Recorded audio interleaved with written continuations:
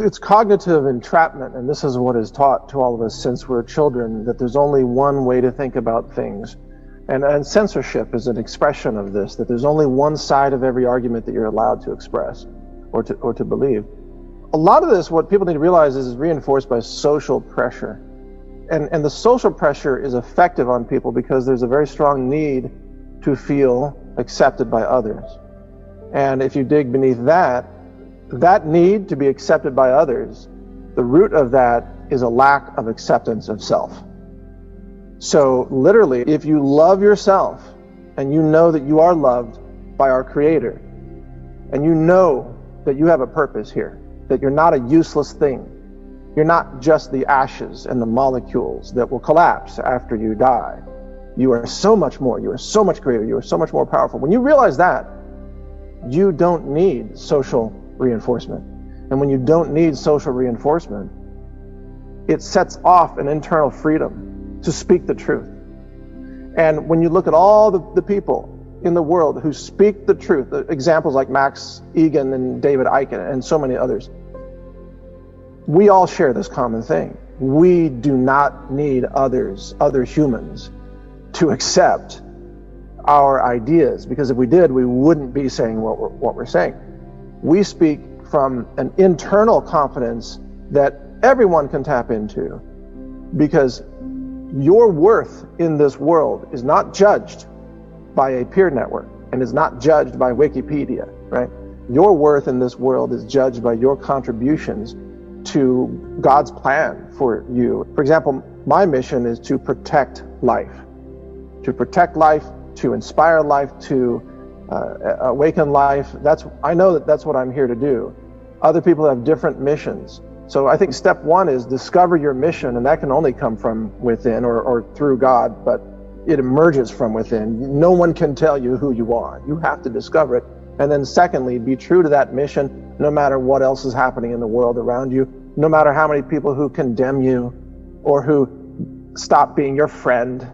If you need friends, then you're not going to pursue your mission. I'd rather fulfill life's purpose than to have decorative fake friends, right?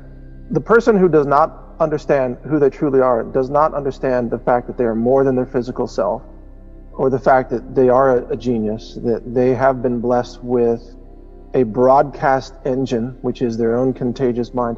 The person who doesn't understand that may not make it through what's coming, because we're being assaulted. Humanity is being assaulted by what I call a globalist cabal that's attempting to achieve the extermination of the human race. And those assaults come typically through physical, but sometimes psychological means. So yes, they can weaponize the food supply, they can create scarcity, and they are doing that. They can collapse the economic system. They can terrorize you with the corporate media. They can do all these things and many other things. Someone who has no faith or understanding in who they are or how they were created or the fact that there is a higher power in the cosmos can easily give up. They can easily end up committing suicide. It happens to a lot of people right now. They give up. Even young kids, they've been socially distanced out of the schools. They lose their connection to community, and they feel completely alone and abandoned. And they feel like, what's the point? And they take their own lives. And from their point of view, almost you can't blame them. That's what society has taught them, that you are alone, that you are isolated, you are worthless, you will die and become nothing. These are the messages from society, and they're all lies.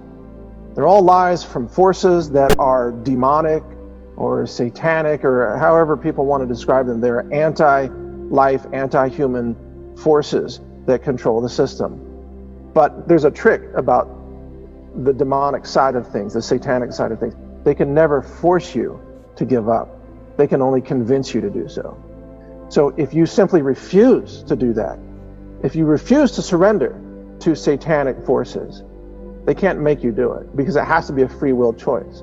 So the core understanding, the faith, the recognition of who we are and what we're here to do, this is like a secret card that you can play. It's the survival card, because once you understand that, no one can force you to give up living.